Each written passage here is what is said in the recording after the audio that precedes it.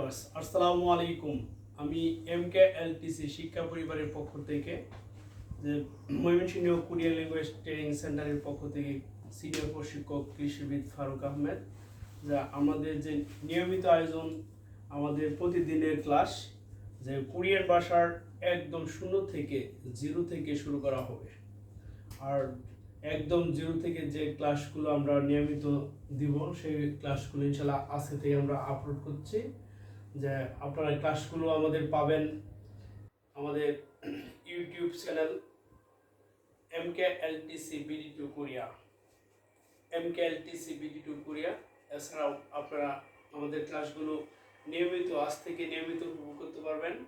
যে আমাদের ব্যক্তিগত ফেসবুক আমাদের ব্যক্তিগত কৃষিবিদ ফারুক আহমেদ, এই ফেসবুক থেকে আপনারা পাবেন। আমাদের পেজ আছে, আমাদের পেজ MKLTC BD2 কোরিয়া, সেখান থেকে আপনারা ক্লাসগুলো দেখতে পারবেন। যে সর্বোপরি আমাদের যে আজকের যে ক্লাস হচ্ছে যে কোরিয়ান ভাষা হান, তারপরে হচ্ছে গুক অ। হানগুক অ মিনস হলো কোরিয়ান ভাষা, কোরিয়ান ভাষা। খুব সহজ পদ্ধতিতে কোরিয়ান ভাষা শেখার যে একটা জরুরি ক্লাস, সেটা আমরা নিচ্ছি। যে আসলে অ্যাকচুয়ালি যে হানগুক অ, এই কোরিয়ান ভাষা, এই হানটা কি? হান অর্থ হচ্ছে জাতি, গুক অর্থ দেশ। হান হান এই হান হলো জাতি, হান জাতি, গুক হলো দেশ। এই গুক গুক শব্দটা হলো দেশ, দেশ। আর অমিন্স হলো ভাষা, ও ও হলো ভাষা। এটা হলো এই তিনটা মিলে হলো কোরিয়ান ভাষা, কোরিয়ান ভাষা, কোরিয়ান ভাষা। হান গুক অ, এই কোরিয়ান ভাষা শব্দটি যে হান, হান জাতি, এটা এরাবিয়ানরা দিয়েছিল। আর গুক অর্থ দেশ, যে এর অমিন্স হলো ভাষা। এই কোরিয়ান ভাষা প্রতিটি ভাষারই যে বর্ণমালা আছে, এই কোরিয়ান বর্ণমালা আবিষ্কার করেন মহারাজা কিং সেজন। মহারাজা কিং সেজন কোরিয়ান বর্ণমালা আবিষ্কার করেন। তাহলে কোরিয়ান বর্ণমালা হলো, কোরিয়ান বর্ণমালা খুব সহজ পদ্ধতিতে আমরা বর্ণমালাগুলো শিখব। কোরিয়ান বর্ণমালা 40টি কোরিয়ান বর্ণমালা আছে। এর মধ্যে হচ্ছে কি স্বরবর্ণ, স্বরবর্ণ। আর স্বরবর্ণ হলো 10টি। আর যুক্ত স্বরবর্ণ, যুক্ত স্বরবর্ণ হলো 11টি। আর ব্যঞ্জন বর্ণ হলো, ব্যঞ্জন বর্ণ 14টি।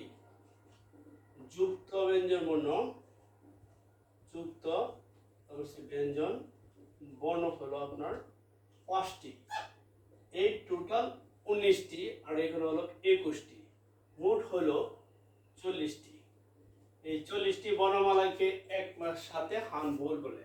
আর এই বর্ণমালাগুলো আমরা অতি সহজে ইনশাআল্লাহ শিখে যাব। যে বর্ণমালাগুলোর সাথে সম্পৃক্ত যে সহজ পদ্ধতি টেকনিক আছে, সেগুলো আমরা ইনশাআল্লাহ ফলো করব। যা আজকে যে সবচেয়ে বড় কথা হলো যে স্বরবর্ণ পরিচিতি।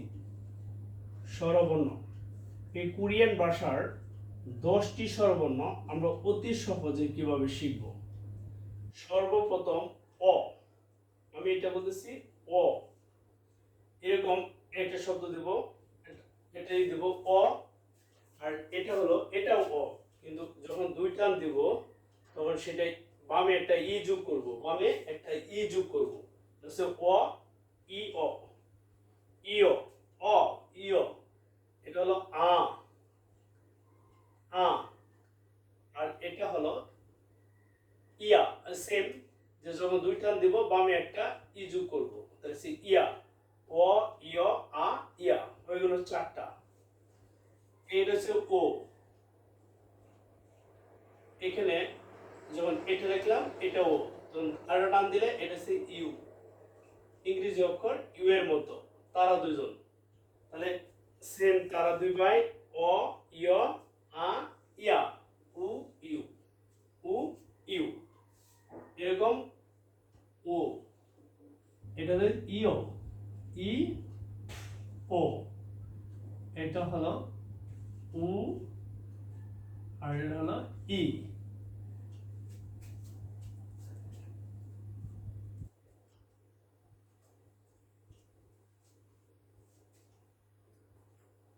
এটা হলো ই দেখেন সহজ পদ্ধতিতে আমরা কোরিয়ান বর্ণমালা কিভাবে গুলো শিখলাম যে এখানে দেখা আছে যে দেখেন এটা হচ্ছে অ ইও আ ইয়া উ ইউ উ ইউ উ উ ই এই যে এই সাউন্ডটা এটা জিহ্বার মারি দাঁতের সাথে চাপ দিয়ে যে সাউন্ডটা জিহ্বা দাঁতের মারির সাথে রেখে যে চাপ দিলে যে বাতাসটা বের হয় সেম বাতাসটা এখানে বের হলো উ ই উ ই তাহলে দেখেন আমরা জানি যে স্বরবর্ণ কখনো ব্যঞ্জনবর্ণ ছাড়া উচ্চারিত হতে পারে না এই জন্য স্বরবর্ণের সাথে ব্যঞ্জনবর্ণ যুক্ত করার নিয়ম যা আমরা একটা সহজ একটা টেকনিক শেখাই যে খারাপ করে বামে উল্টো করে উপরে সর্বদাই ব্যঞ্জনবর্ণ যোগ করতে হবে এরকম একটা ব্যঞ্জনবর্ণ আছে আমাদের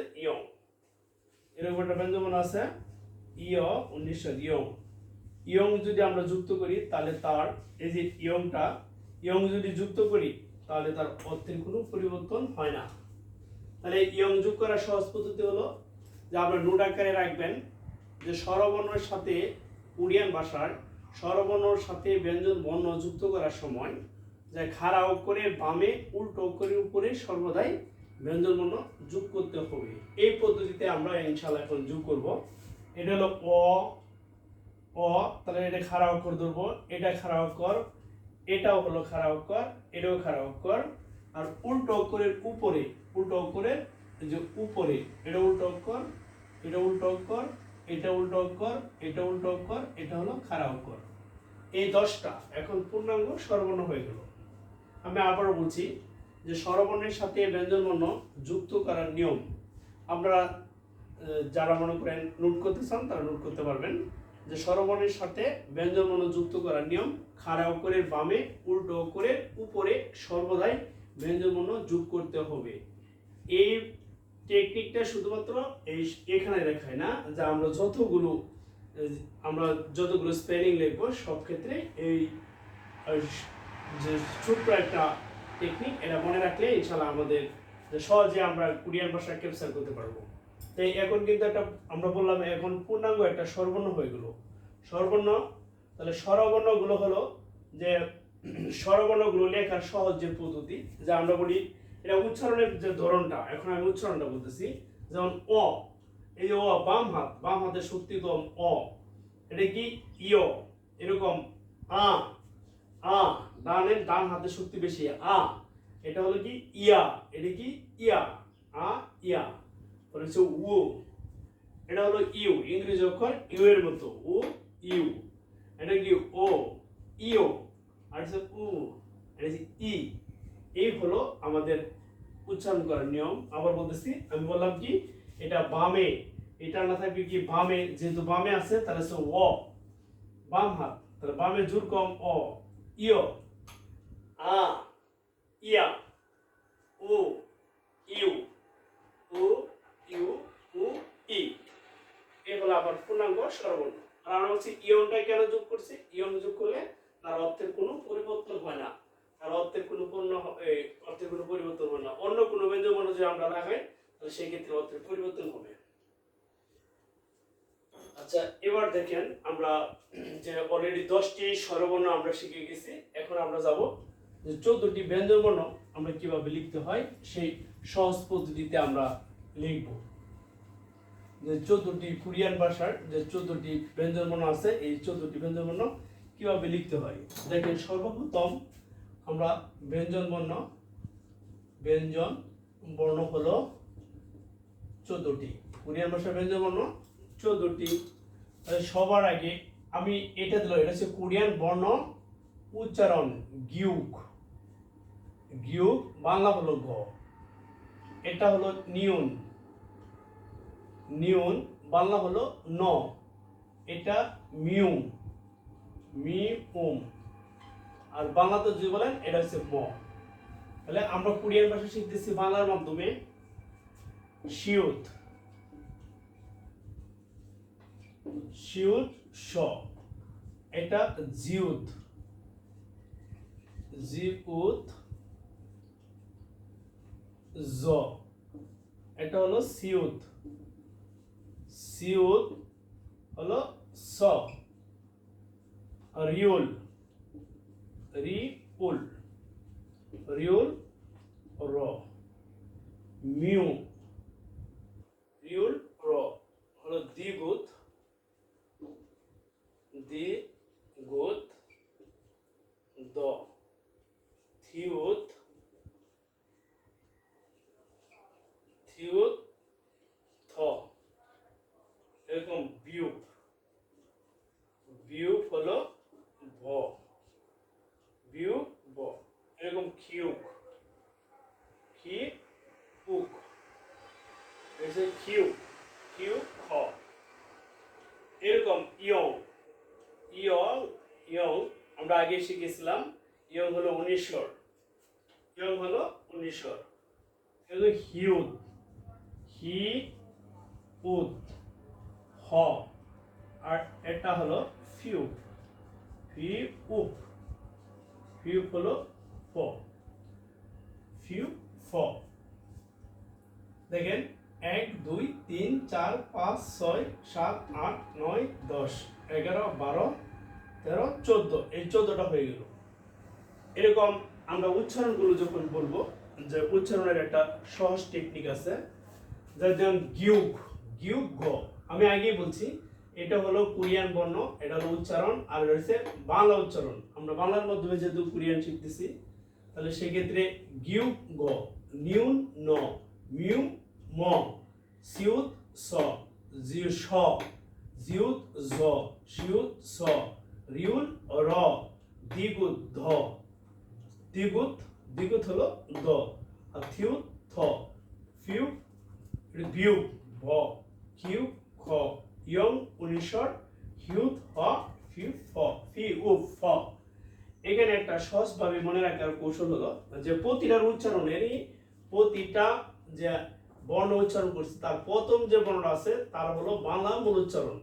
প্রথম যে উচ্চারণ, যেমন গিউক গ, গিউকের প্রথম হলো গ, নিউনের প্রথম ন, মিউমের প্রথমে হচ্ছে ম, সিউতের প্রথম স, জিউতের প্রথমে জ, সিউতের প্রথমে স, রিউলের প্রথমে র, দ্বিগুতের প্রথমে হলো ধ। তাহলে থিউতের প্রথম থ, বিউপের প্রথমে ভ, আর কিউকের প্রথমে হচ্ছে খ, আর ইয়ং এর প্রথমে হচ্ছে ইয়ং, আর হিউতের হচ্ছে ফ, আর ফিউপের হলো প, ফিউপের হলো প। এই পদ্ধতিগুলোতে আমরা আমরা শিখবো। তাহলে দেখেন যে সহজভাবে মনে রাখার জন্য আমরা আরেকটা কথা বলতে পারি, এটা হচ্ছে গিউ গ, তারপরে হচ্ছে নিউন ন, এরকম মিউ ম, মিউ ম, তারপরে সিউত স, সিউত হলো স, এরকম জিউত জ, তারপরে সিউত স, সিউত স, এরকম দ্বিগুত ধ, দ্বিগুত দ, হিউত হ, ফিউ ফ, ফিউ হলো ফ, ইয়ং 19 স্বর, ইয়ং 19 স্বর, বিউব ব, বিউব ব, খিউ খ, খিউ হলো খ, এরকম হিউত হলো প। 1 2 3 4 5 6 7 8 9 10 11 12, তাহলে থিউত থ, থিউত হলো কি থ। এখন হলো আমার রিউল, রিউল হলো র, রিউল হলো র। অর্থাৎ যদি আপনি বলেন যে আমি যদি জিজ্ঞেস করি এটা কি, আপনার ঘ, এটা গ, গিউ ঘ, নিউ ন, এটা ন, এটা কি ম, মিউ ম, সিউ স, জিউ জ, সিউ স, দ্বিগুত ধ, হিউত হ, ফিউ ফ, ইয়ং 19 স্বর, বিউ ব, কিউ খ, থিউত থ, আর ইউল হচ্ছে র। অর্থাৎ যে এখানে কোরিয়ান ভাষা হলো একটা সাংস্কৃতিক চিহ্ন, কোরিয়ান ভাষা হলো, কোরিয়ান ভাষা হলো সাংস্কৃতিক চিহ্ন। এটা যদি মনে করেন আপনি আমাদের মতো ক খ গ ঘ ঙ এরকম ক থেকে যে এই ম পর্যন্ত 25টি বর্ণকে স্পর্শ বর্ণ বলে, এরকম না। তাদের হলো সাংস্কৃতিক চিহ্ন। আপনি প্রথমে ক দিয়ে শুরু করতে পারেন, ইচ্ছা করে রিও দিয়ে শুরু করতে পারেন, অর্থাৎ 14টি হলেই হলো। আর উচ্চারণটা হতে হবে আপনার নির্ভুল, উচ্চারণটা সুন্দর হতে হবে। তারপরে আমরা যখন বাচ্চা উচ্চারণ করবো সেই ক্ষেত্রে আপনাদের একটু প্রবলেম হতে পারে, এই জন্য আপনারা উচ্চারণটা সুন্দর করে পড়বেন। দেখেন যে খুব সহজ, যে আমরা যদি এগুলো সুন্দর করে মনে রাখি তাহলে আমাদের যে পরবর্তী যে বর্ণগুলো আছে আমরা সেগুলো শিখবো। আজকে আমরা 21টি শিখলাম, যে স্বরবর্ণ 10টি আর ব্যঞ্জন বর্ণ হলো 14টি। এই মোট 24টি বর্ণ সম্পর্কে আমরা আজকে ধারণা করলাম। আমি প্রিয় দর্শক, যে আমরা আবারও যে কোরিয়ান ভাষার সহজ টেকনিকের মাধ্যমে কিভাবে কোরিয়ান ভাষা শেখা যায় সেই টেকনিকগুলো আমরা ইনশাআল্লাহ ফলো করব, এবং সামনের ক্লাসে আমরা আপনাদেরকে শেখাবো যে যুক্ত ব্যঞ্জন বর্ণ আর হচ্ছে যুক্ত ব্যঞ্জন বর্ণ আর যুক্ত স্বরবর্ণ, এগুলো শিখবো। তারপরে শিখবো আমরা যে স্বরবর্ণের সাথে ব্যঞ্জন বর্ণের সমন্বয় অবলিক সম্পর্ক কিভাবে হচ্ছে, সমন্বয় এবং সম্পর্কগুলো কিভাবে হচ্ছে। এখন আমরা দেখি যে আমরা যে কয়েকটা শিখছি, যে স্বরবর্ণ দিয়ে শব্দ গঠন, স্বরবর্ণ দিয়ে শব্দ গঠন। দেখেন একবারে খুব সোজা, এটা হচ্ছে ই। এই যে আমরা যে ই শিখলাম রস্য ই, আপনারা বলেন এই ই হচ্ছে এই, তারপরে হচ্ছে দুই, তারপরে হচ্ছে দাঁত। যদি আমরা বলি ই বসি মহাশিনিকা, এটা কি? যদি গণনা যায় ইল ই, এই ই অর্থ হচ্ছে দুই। যদি মানুষের অঙ্গ প্রত্যঙ্গে যায় তাহলে হবে ই অর্থ হচ্ছে দাঁত। তাহলে এই তিনটা অর্থ, ই অর্থ এই, দুই, দাঁত। এরকম আমরা আগে শিখছি এই শব্দটা শুধু একটা শব্দ হচ্ছে ভাষা, হলো ভাষা। এরকম আরেকটা শব্দ হচ্ছে আমরা আগে শিখছিলাম, এ অর্থ হচ্ছে পাঁচ, হলো হচ্ছে পাঁচ। এরকম তারপরে হচ্ছে এখানে হচ্ছে উই অর্থ হচ্ছে দুধ, হলো দুধ, হলো দুধ। এরকম আমরা যদি সম্পর্কগুলো শিখি তাহলে সেই ক্ষেত্রে আমরা কিছু অর্থ, যে সরাসরি আমরা কিছু অর্থ শিখতে পারবো। এরকম শব্দের অর্থ সমন্বয়গুলোর সাথে সাথে আমরা কিছু স্বরবর্ণ দিয়ে কিছু শব্দ গঠন, উই অর্থ দুধ, তারপরে দেখেন ই অর্থ এই, দুই, দাঁত, অর্থ হচ্ছে ভাষা, আর এই পাঁচ, এগুলো আমরা মনে করি আস্তে আস্তে আমরা কি করব, যে শিখতে পারবো, যে স্বরবর্ণ দিয়ে কিভাবে শব্দ গঠন করা যায়, ব্যঞ্জন বর্ণ দিয়ে কিভাবে শব্দ গঠন করা যায়, এগুলো আমরা ইনশাআল্লাহ শিখবো। যে আজকের মতো এখানে শেষ করছি। আসসালামু আলাইকুম।